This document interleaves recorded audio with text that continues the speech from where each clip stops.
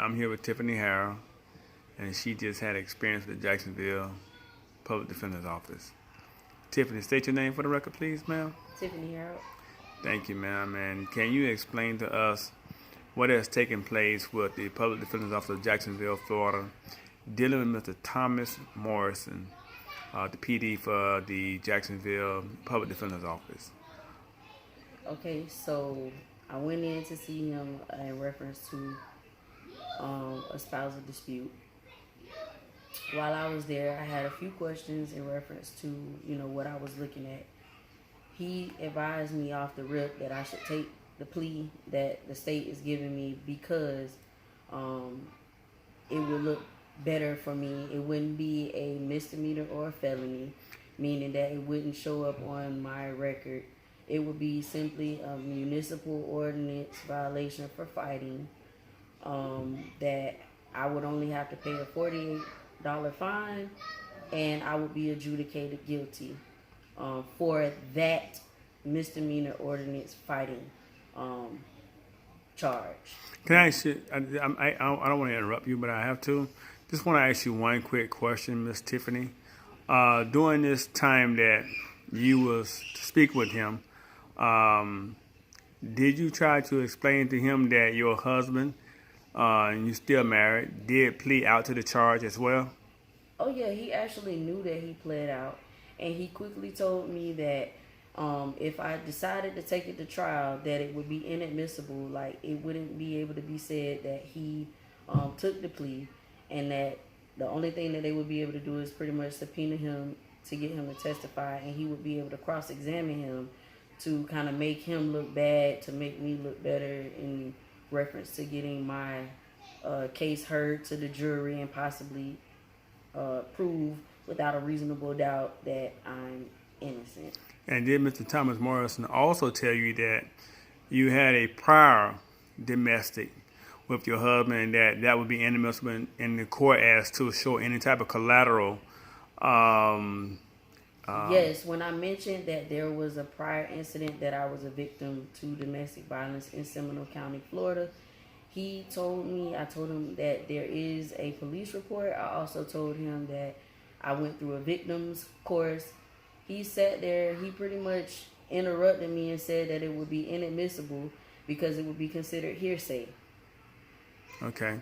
And the reason why I'm asking this right here, Miss Tiffany, is because I want to be very, very clear as to what is taking place, not only in Florida, but what is taking place inside our household, dealing with domestic battery, dealing with the Jacksonville PD, and also with the state attorney's office. So your husband went to arrangement with dealing with the bond hearing. He was able to plea out, get out that day. Yes. What they did with you, since you did not take the plea, they allow you to sit inside the jailhouse and give you a high bond. You are a mother of 3 children. Am I correct? Yes. A mother of 3 kids, and you also employed. Yes. And you also have your own residence, correct? I do. And let me interrupt as well. When I brought up the fact that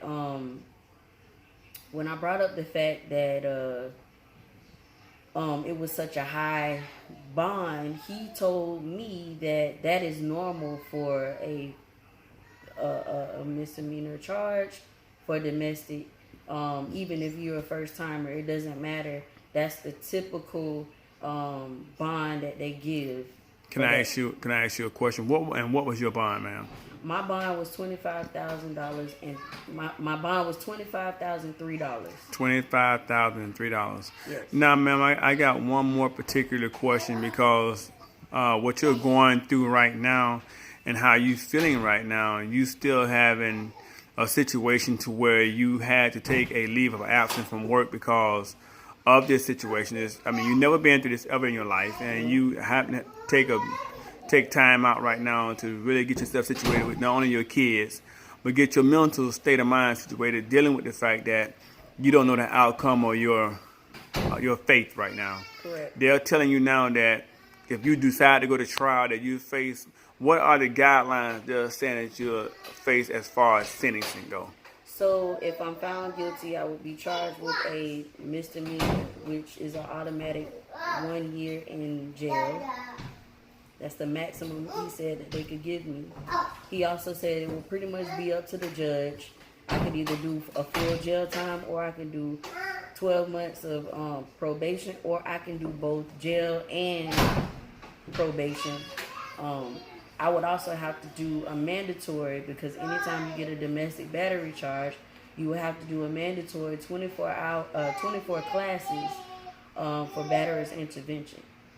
Now, I just want you to understand, this right here is a protocol for the average domestic battery that goes on. However, I think a lot of people should know that's out there that they also told you as well that they want you to plea out to a ordinance type of charge, correct? Correct, a municipal ordinance, and the situation occurred in my home. In your home. It did not occur in a public place. Wow. It occurred behind doors. So it was not inside a public place, and they want you to plea out to a municipal ordinance. Correct. For So- fighting. For fighting. So basically, they want you to place a fraud upon the court to plea out to a charge that would be on your record and will be standing upon your record. And I'm correct. And this right here, the state attorney of Jacksonville, Florida, and the PD office in cahoots are doing this to a young black female that has 3 children. Thank you.